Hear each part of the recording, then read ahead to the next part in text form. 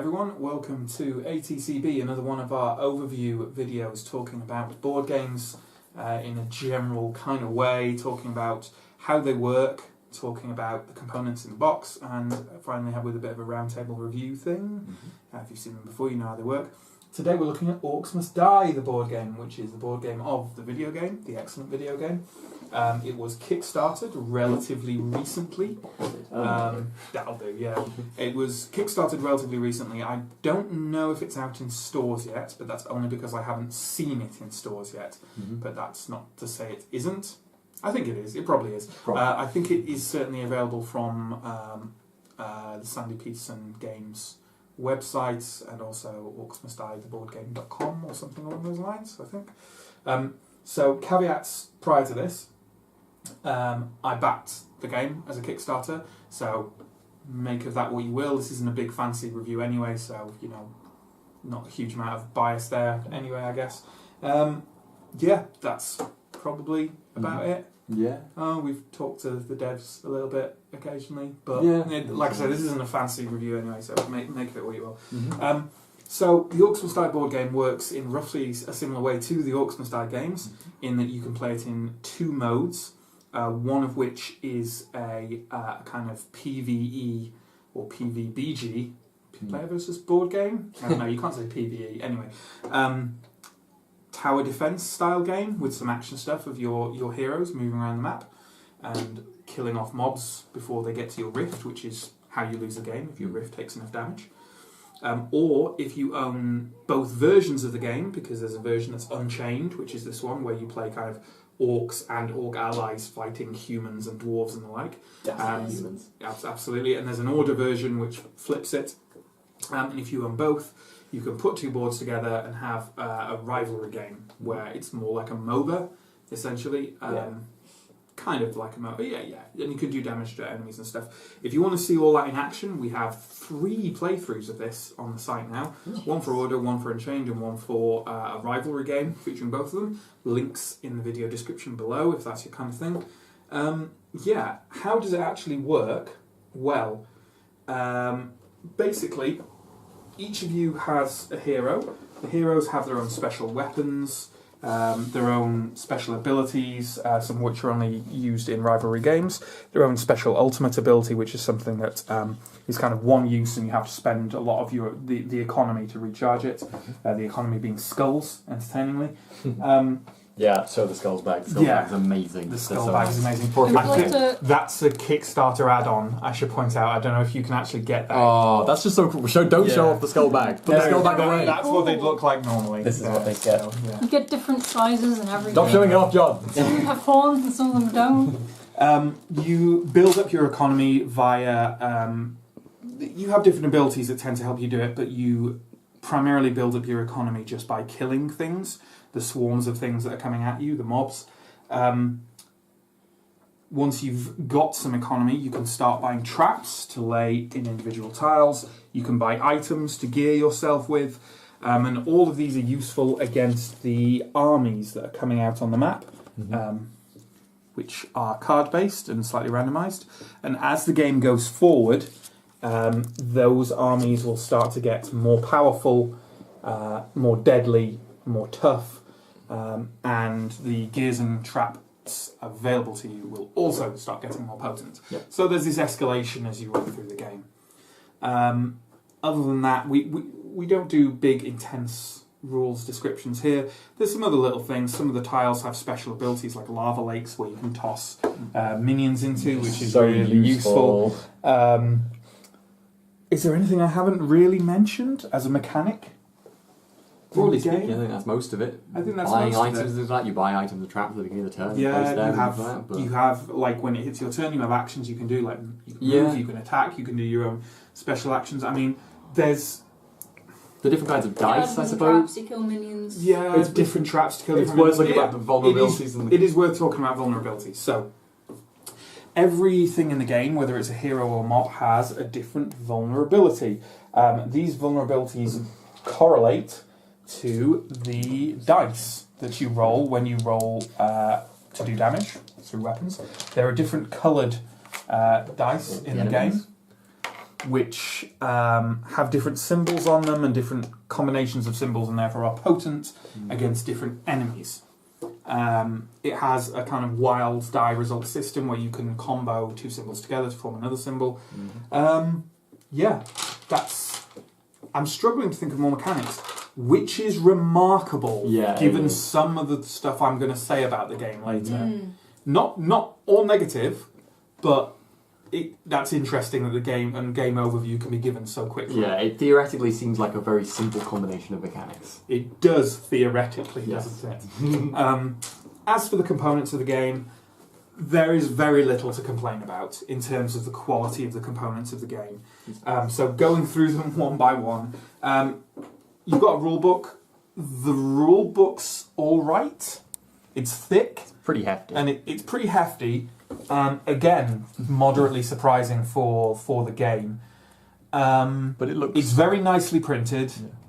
It's not a bad rule book, but it usually explains things fine, but it leaves out a lot of... I found myself referring to online errata quite a bit in my first couple of games. So make of that what you will. It's got a couple of misprints in it, but it's fine. I mean, as board games rules manuals go, it's not bad. It's fine. It's tolerable. There's also... it's nicely bound, nicely produced. The art is nice. What art there is, I guess it's mostly art from the game, but from the video game. But there's also a book giving you different map layouts in escalating difficulty. It has to be admitted a lot of them are repeated, but upped in difficulty. But that's They're fine. just recommended, right? It's not like you have to No, use one of the maps. totally. No, you could certainly make your own map without any problem. It might be horribly imbalanced, but you could certainly give it a go. But it also gives, there's blank sections at the back as well. It also gives you certain instructions, because it's not just the layout of the tiles that's important, it's also where the enemy armies arrive. So and when they arrive, and during the course of the game. So that's something to consider. There's some cheat sheets for different types of mob. It's worth noting that one's actually from an expansion, and we're just talking about the base game here. But that's what that looks like, which is fairly nicely laid out. Fine. I might as with many of the components in this game, I realise that this is perhaps an unpopular opinion. I might like them to be smaller. Yeah, I'm not sure this needs to be that size. Same with these. I am really not sure your character sheets need to be this size. Like, how big a table do we need to have for this game? I guess they need to be big for all the stuff that you're putting on them, like the weapons But cards. make the cards smaller. Why are the ability then they're boxes just like so a big? pain to Yeah. shuffle. Why is the ultimate tiles I know so there's a big? lot going Yeah. on there. Why is that 2 rows? I know there's a lot going on there, but it's, However, that's kind of getting more into, review discussion thing. Component-wise, these are nice. They're well-produced, they look pretty, sturdy, it's good stuff. Nice dice. The dice, I love... Sucker for custom dice. Thank you, John. I am indeed a sucker for custom dice, and I really like these custom dice. They're nice and blocky and single colour. The printing on them is nice. Whoop. I don't think there's any bad ink. No. I don't know what the process is called. They're very easy to understand as well. They're very easy to understand. It's nice. You end up with big handfuls to roll. That's nice. The tiles are nice. Again, nicely designed, cartoony, fun. I would say I'm not sure these need to be big either, but you get a lot of miniatures. I was going to say, I on think they're the only thing to do. Yeah. Yeah. Again, sturdy, thick, good quality stuff. There's a lot of cards. These smaller cards. Again, the card stock is good. The art is fine, nice, fun, cartoony, generally well explained. There's a whole bunch of different stuff. The only thing I would say is that I really don't know why the design on the back of lots of the different components is almost identical. Yeah. Or in fact, completely identical, apart from these stones, which symbolise the different levels of the game, i.e. when it escalates in difficulty. And these are the why is the army back the same as these? Yeah. It's just confusing. So difficult to see between if you had one of them in those It is. They could easily have been more clear with that. But, whatever. There's a couple of little card bits that go on your character sheets. Sturdy. There's not a lot to say about them. Which leaves the miniatures. So, anyone who's already watched the first playthrough that me and John did, quite a while ago now, near the beginning of the year, I think, of the Order game, which is the different variety of this one. This is the Unchained. We mentioned that the minis were not bad, but slightly disappointing in some aspects. So the main ones were the clarity of features, which I felt were a bit muddy, and the fact that all the female characters were skinny as hell with their tits hanging out. But that's character design rather than the miniatures. That is character design rather than miniatures, and I am since aware that Peterson Games used models from the video game. Yeah. As in not designed after the models, they literally used the wireframe models from the video game as sculpts. I was going to say that you use source material, it seems yes. like it, so. So that's by the by. We've already discussed that. We'll probably talk about it a bit more in the review, maybe. Regardless, this is the Unchained version, and I don't know if it's the design of the miniatures, the different colours that they're slightly different colours they're in, but I actually much prefer the miniatures in the Unchained They're version. way nicer. Agreed. I don't know why, because they don't seem to be of discernibly better quality. It's just they seem so much more satisfying to have and look better. Yes. Maybe it's to do with just the character designs of them or something. Maybe They're very it unique. is. They are unique. I like the big giant guy with the swords strapped onto his shoulder pad and the weird backhand grip on his big morning star. I like the bear. The bear is The great. bear is cool. The bear is so cool. The lions are really cool. Yeah. They're all really nice. I love the satyr who's so enthusiastic about getting to wherever he's He going. also looks very terrifying. Although I would... That's one of the things I'd say. I don't know why this is on a big base. Yeah. No. Pretty sure that could be on a small base. But anyway, maybe it couldn't. I don't know. The miniatures, they're good. What do you want from the game? This is the thing. I believe the game retails... I don't know. I kickstarted it, so I don't know. I would imagine that this is going to retail for around £50. I would imagine. Maybe more, maybe less. And for £50, this quality of miniatures is fine. The problem, that's not a problem for the developers or for anyone else, but it's hanging there, is that this is the same company that made Cthulhu Wars. Mm-hmm. So if people go into this expecting Cthulhu Wars quality miniatures, they're going to be disappointed. Because the level of fidelity just doesn't seem to be there, or seems to be there on some of the miniatures and not others. The giant is the best miniature in the game. It's absolutely fine. But they're using the models from the video game, right? Yeah. So the level of fidelity is only going to match that. So, which is never going to be as good as a dedicated board game sculpt. I feel like we should also say that guy's really good. this guy, he's really good, but he's also Kickstarter. He's a Kickstarter edition. He's not actually a miniature you use in the game. He represents he's basically the first player token. The thing that you never. But normally it's just a card. That's what thing, you so get. yeah, we should mention that's a Kickstarter exclusive. I believe. Maybe they do sell it now. I don't know, but I think it's an exclusive or an add-on. I think that covers most of the stuff about the components. There's quite a wide variety of miniatures in the game, especially if you compare both box sets.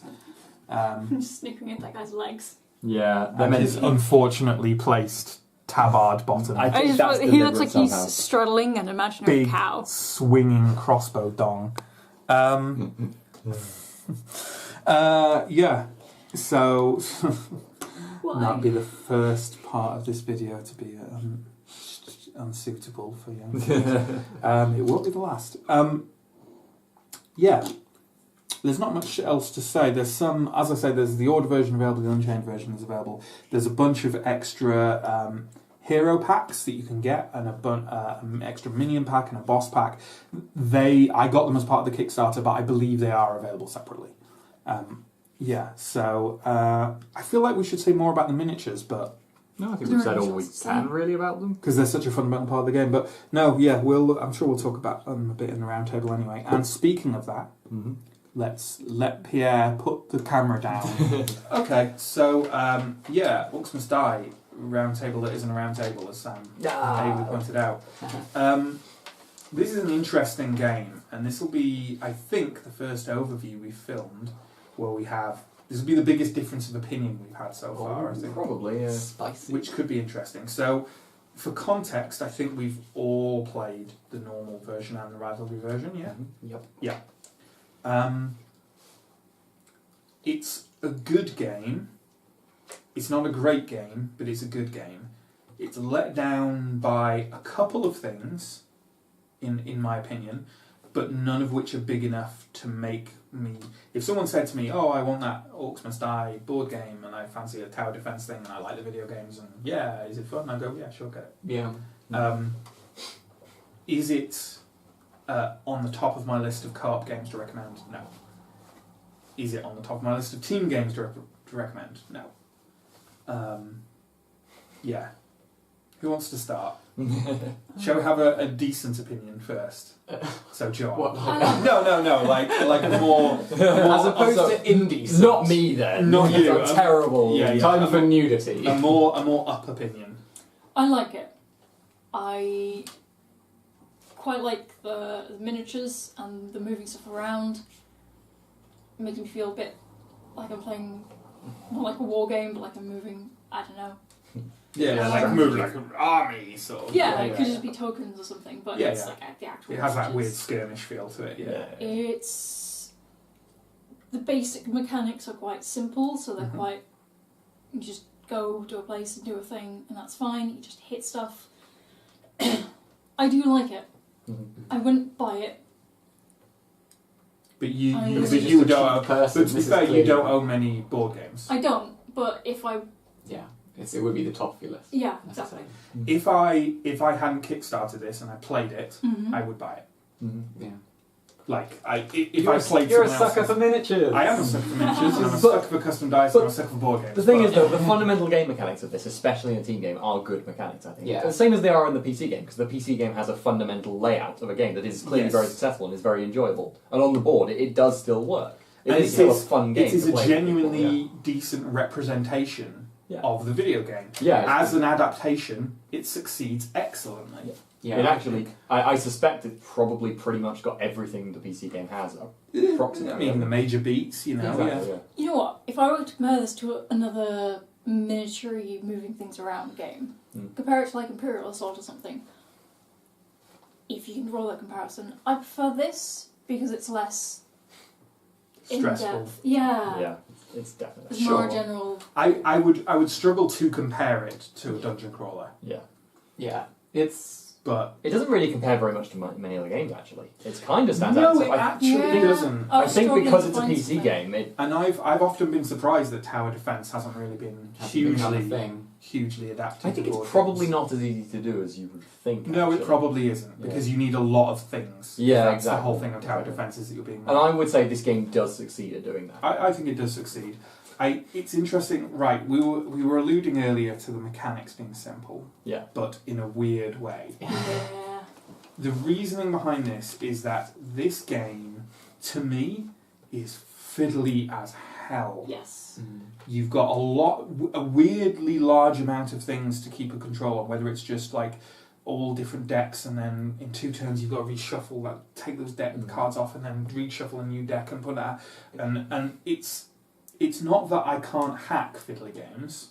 Yeah. We play way fiddlier games than this. Mm-hmm. Yeah. It's that fiddliness is a slight cognitive dissonance Yes. with the quite blunt, simple, direct mechanics that are the fundamental underpinnings of the game. It feels like it should be really fast paced, knock them Yes. down. And it's Yeah. just never Yeah. is. Meat grinder kind of thing. Yeah. But Yeah. it's It's not. Yeah. And it's like It's not, it's disproportionate. slow. Have we ever played? I mean, how long was your first game? But both of the games I've played have been like I 2.5 think hours. our easiest map first playthrough was about 1 hour and 40 minutes. Okay, and then Yeah.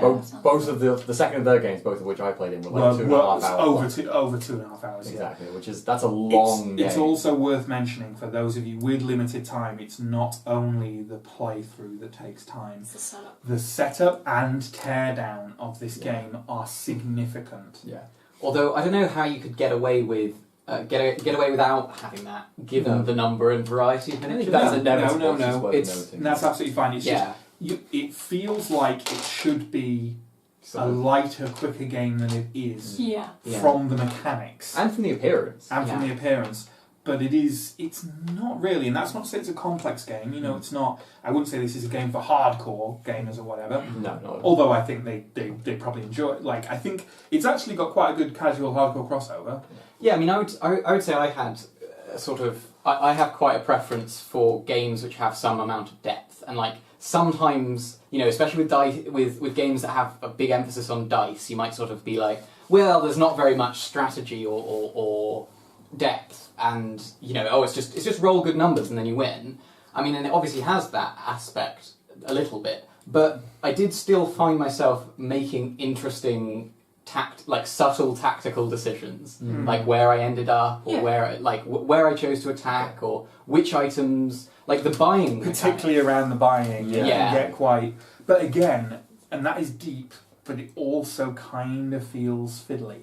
right? Like just for me, but then I'm not as kind of optimizing things. I don't mind that. Relaxing. The bit that by far the most fun part of the game for me is actually the buying part, because at that point I'm thinking about all the things that could happen, Okay. and I'm actually looking at it tactically. And then after that, it all just goes to crap, and it doesn't end up being as fun anymore. If you know what I mean. But the buying part's like, oh wow, I can plan I to. find that my worst bit because it's just 5 minutes of sitting there reading everything and then rereading things to make sure that you actually understood it. And like with the traps, most of them, they've got like the symbols on which tell you instantly what they do, and I love cards like that. I love cards that you don't actually have to read. You just look understand. and you know they are. But then all That's the really items, good, all the items, like, a lot of them you have to kind of... Although the best ones are usually the just... Which isn't a criticism just in and of itself, it's just... but it's... it is... It adds to the cognitive It's a load. pause. Yeah, and it is... I mean, that's the fundamental issue with the game, I think, is that it feels like it should be simple, you know, kind of beer and pretzels. Yeah.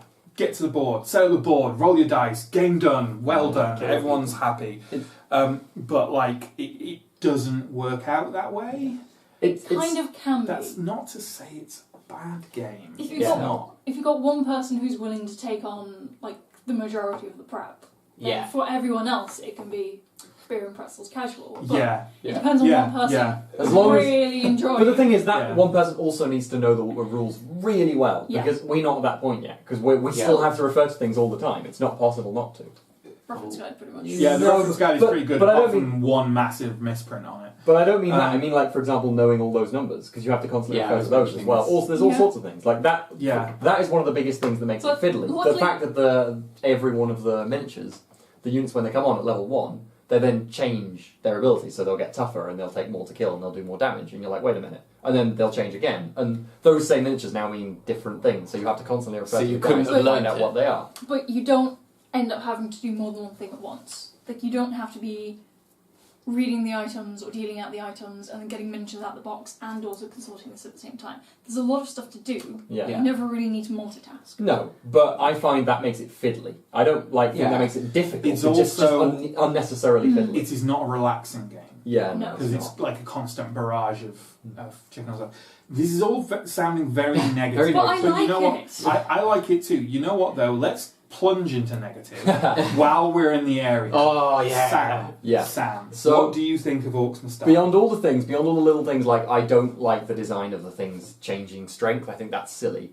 I have not really had fun in either of my games of this much at all. I think both of the games I've played, I haven't. It's one of the unfortunate things where because a lot of it is building, like, the dungeon and building yourself to do really cool things and feeling like you can be really badass or do awesome things, and I haven't really had great opportunities for that. And you won both of them, didn't you? I won both of them. It wasn't like the game was against us or anything. Yeah. But like it's like we ended up with really terrible items. Yeah, exactly. Yeah, and the last game I died. I shouldn't spoiler it too much. But it didn't go well for me too much. But like. So I think because of the nature of the game, where skulls is your primary currency, and by far the main way of getting skulls is winning, effectively killing lots of stuff, you get really strong, and then you pile up and you get more money and you keep getting stronger. If you don't really do that, especially early game, or you have a slightly weaker character, because a lot of the characters are actually nowhere near as strong as some of the other ones. It seems like they're not perfectly balanced, actually. It's kind of like, well, now I don't have much good stuff, and everyone else is doing things, and I'm just kind of... I can't even go out on the map because there's so much badass stuff out there. Yeah. What do? I guess I'll just sit back and like suggest some things to people sometimes. But the thing is, you say that, Yeah. and you felt that you had shit characters on a shit team in both games, and you won. Yeah, but that's the team won. But the Yeah. fact is that the team winning isn't. I'm not playing this for the team to win necessarily. Yeah. Like it's good that we won. I'm not upset. He's a damn traitor. I'm not upset or like I'm not like yeah about that. It was nice to win both the games. But the thing is like it's. I think I can see what you're saying. Yeah.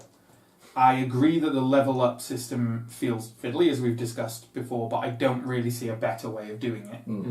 I think that the characters are more balanced than you think they are, but you want a character that kills things. Mm-hmm. Yeah, fair and enough. not all the characters are oriented around that. Yeah. No, that's totally fair. I think it might well be that a lot of my complaints are just this isn't really the game for me. I think the tactical side of it, a lot of the tactical planning of it, I get a little bit of joy from that, but nowhere near as much like enjoyment as I get from a lot of other games. I don't get a lot else from it really, so maybe I'm just missing out on a part of it that other people enjoy. No, not all games are for everyone. Yeah, exactly. Yeah. I mean, I would also say, like, one thing is it doesn't with the way in which you attack things, which seems to me to be like the bit of the game that is. It feels like that should be the meat of it, right? It's like the hitting of things. And it's very quick. Yeah, it's very quick and also not super, like, tactically interesting. I mean, there are occasional things where you have, like, a one-use trinket, and then, the tactical question of, well, should I use this to gain a bit of an advantage or should I not? It does come up. Yeah. But quite often you've just, like, upgraded your weapon to a certain point and you've got an amulet that gives you an extra thing, and then you just go, okay, so I'm rolling 8 dice. Cool. The tactics all come in when you're like Picking what to hit. Yeah, and like which order you go in, and which and like just from like maybe a role playing point of view, like that's not the bit that you would necessarily expect to be the tactically like dense bit. Like it's not. I don't know. It's not that's not necessarily a criticism. That's more just like a. I think it's a surprising thing. Ultimately, to like move towards wrapping a kind of remote thing of wrapping this up. My overview of Orcs Must Die. It's a good game. It's a solid translation of tower defense onto tabletop. Yeah. The components are by and large very good. It's again, I'm not checked the RRP because I'm an idiot, but I would imagine it retails for about 50, which is fine for a game with this many components. It's got nice, simple core mechanics that are augmented in some cases and not let down, but muddied in others by some slightly fiddly mechanics and a kind of fiddly table layout that makes you kind of jump around and have to kind of keep monitoring stuff, unless you're really into the game enough to the degree where you really get into the game. It's worth noting that if you wanted to play multiple games of this in a row, it would be a lot less of a pain in the arse. Yeah. Because, you lose all the setup time. Yes. I also imagine just that if you play it more in the long run, you'll become a lot quicker at it as well. Yes. Just from knowing how these things work. Undoubtedly, as is the case with all board games. And knowing what a level 2's crosswind takes Yeah, together. exactly. And knowing what the items do immediately, go, that's a good one, I'll get that I think it's got decent appeal to more hardcore board gamers because there is some complexity in the detail there. And also a fair amount to casual people because it's pretty and it's quite the fundamentals are straightforward. Excellent replayability. Yes, that is much actually really worth mentioning. Excellent replayability. There's a lot of maps. There's escalating in difficulty. And then you have the against mode as well, which brings a whole new side to it. Yeah, the rivalry adds a lot more. Although weirdly, we haven't really talked about that. We should probably mention that now as well. Yeah.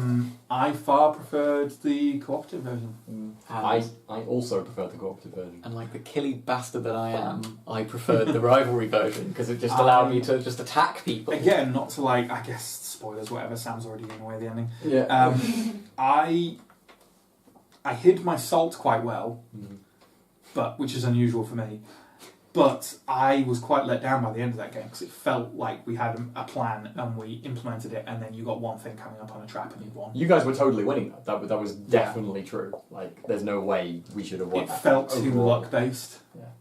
because of the gear? It's kind of partly luck and also partly just like focus. If you just ignore the overall objective of the game, which is obviously BT minions, and just railroad hard for just kill the opponent. And that's what it felt like. I honestly felt like it was just like fight each other. Yeah. Because the mobs will hardly I am very certain. Well, I'm pretty certain the law that was on map. I think the map was not best. For might not have helped. Yeah. So yeah, I personally preferred PvE, but what did you prefer, John? You're the deciding vote. Well, no, you're not. Of the games I played, I prefer the cooperative, but I think with a different map. Yeah. Maybe like I do think 3 and 3. Like 6 people around a table is quite a lot of people. That was quite a lot. It was quite a lot. I can go to 8 as well, so you know. We just need a much bigger space. We just make a house with a bigger table and just it's also, it's always worth remembering as well that it's more stressful when we play these games for the channel because we're recording the games. Yes. And we just hate this. Like, fuck you. Why are you doing this to us? Brings us pain. Oh, stop watching. No, don't. Please no. So, yeah, I mean, that's Orcs Must Die, right? I keep feeling like we've missed some kind of general thing of it. I feel like quite a long overview. To say that we enjoyed it, we're being really negative on it. I just want to keep going, Yeah. I enjoyed it! I hadn't particularly enjoyed either of my 2 games, but I still enjoyed them enough that I wasn't like, oh, I just want to be out Would there. you voluntarily play another game of it? Yeah, I would. I would. I probably wouldn't vote for it, but if everyone else was saying, should we play this game? I'm like, Sure. yeah, go on then. Yeah. Well, yeah, I can't say fairer than that, really. I would say, you know, we don't review things and we're not giving a solid thing, but just for the purposes of illustration, I would give this a 7 out of 10. Yeah, sounds fair. Yeah. So yeah, I'd especially say if you are a fan of Orcs Must Die, the video game, or you want to try a board game that's got quite a different feel and is unique. It does. I haven't played anything like this before, and it's got good mechanics that are very different. or if you're itching after a kind of tower defense. Yeah. Game. Something I different think to feel. Ghost Stories, kind of a tower defense game. Possibly, I'm not sure. Possibly. Yeah, we'll see. Anyway, let us Just make sure know you've if got a big there's. table. Yeah, Yes, you do need a big table. Let us know if there's other tower defense board games that you think we should consider that you think we've missed out while talking about this. Also, while we've got you here, obviously there's the playthroughs that are linked in the video description below that we've completely spoiled for you now. There are also quite comprehensive videos of myself and that reprobate Chris Cornline playing through Orcs Must Die, the video game, or Orcs Must Die 2. These guys are like embarrassed now that you're spamming your own video. Yeah, so those are pretty cool. How dare you self-promote? Mention video games on this board game review. I know. What, sir? Half the people just quit at that point. Every time you talk about Coraline, you refer to him as that reprobate. Usually it's harsher language than that. Yes. I'll link to that in the video description below as well as our Patreon. If you like what we do, then feed us money. We love that. We stuff it down Pierre's mouth, don't we? Yeah. So thanks for watching, everyone, and we'll see you next time. Goodbye. Bye. Cool.